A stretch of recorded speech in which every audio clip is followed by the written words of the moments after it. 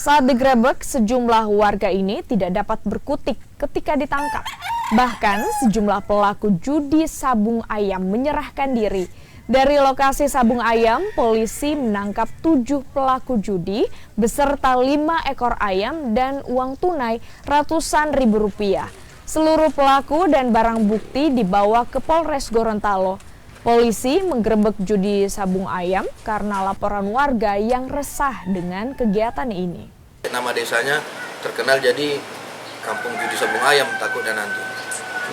Pas tinjau lokasi, langsung kita ke TKP, mendapati sedang terjadi judi sabung ayam. Ada 7 orang, barang buktinya seperti yang rekan-rekan lihat, 15 unit kendaraan roda 2, 3 unit bentor, 5 ekor ayam, tapi 1 mati.